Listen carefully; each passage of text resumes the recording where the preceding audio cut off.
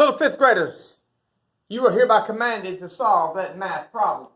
3/8 plus 3/5. Do that now. Pause the video. All right, let's see how bad you did.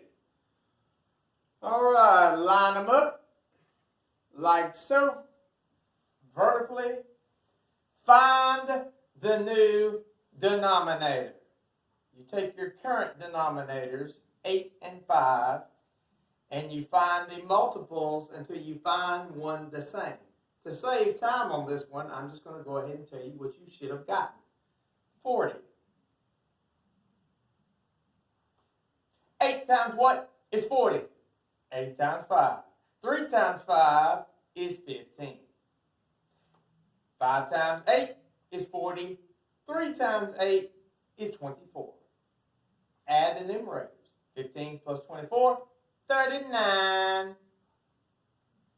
40 is my denominator. Is this an improper fraction? No, it is not. Is this in simplest form? Yes, it is. Just to save time, I'm going ahead and tell you, once you found the factors of 39 and 40, 1 was the only common factor they had. 39 was the only other factor. 40 had a bunch of them. 1 was the common factor.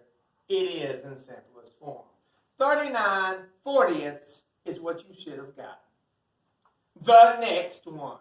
Oh, that's an easy one. 1/6 plus 1/2. Solve that problem now, please. Pause the video.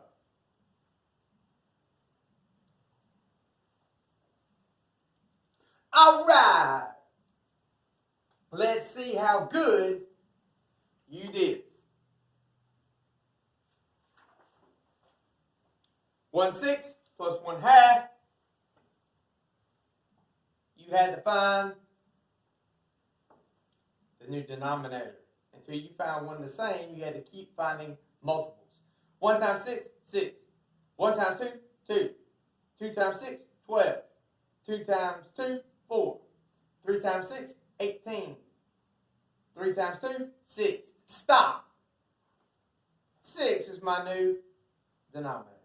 What times 6 equals 6? 6 times 1. 1 times 1 is 1. What times 2 equals 6? 3. 1 times 3 equals 3. Now you add the numerators. 1 plus 3 equals 4. 6 is the denominator. Is this an improper fraction? No. Is this in simplest form? No, it is not in simplest form. If 4/6 is your final answer, you're wrong. You must simplify all your answers. My factors of 4 are 1, 2, and 4. My factors of 6 are 1, 2, 3, 6. My common factors are 1 and 2. 2 is the greatest common factor. 4 divided by 2 and 6 divided by 2.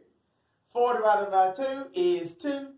6 divided by 2 is 3. 2/3 should have been your answer.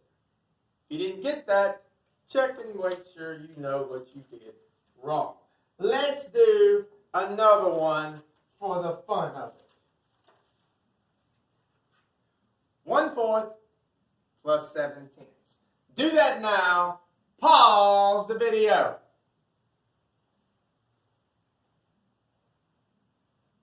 All right, let's see how good you did.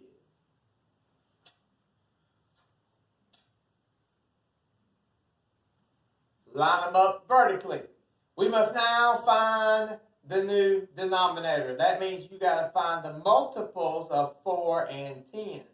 Now, to save time, I'm going to go ahead and tell you what you should have had, and that is 20. 20 would have been what you come up with. All right.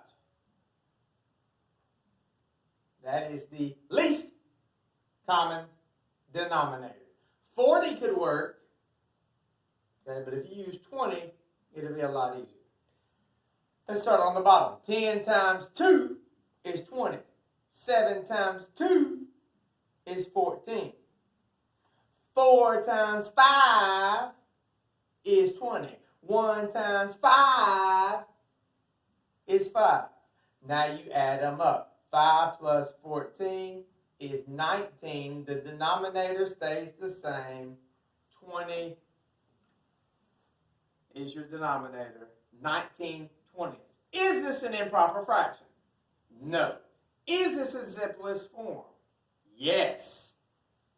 1 is the greatest common factor of 19 and 20 once you discover those. That is the final answer. Since you're having so much fun, let's do one more. 3/5 plus 1/12. Pause the video.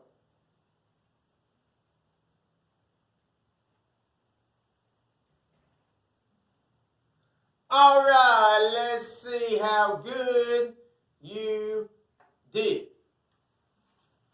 Line them up vertically. Find your new denominator.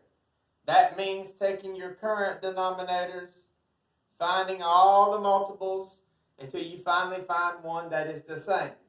That means multiplying. 5 times 1 is 5. 12 times 1 is 12.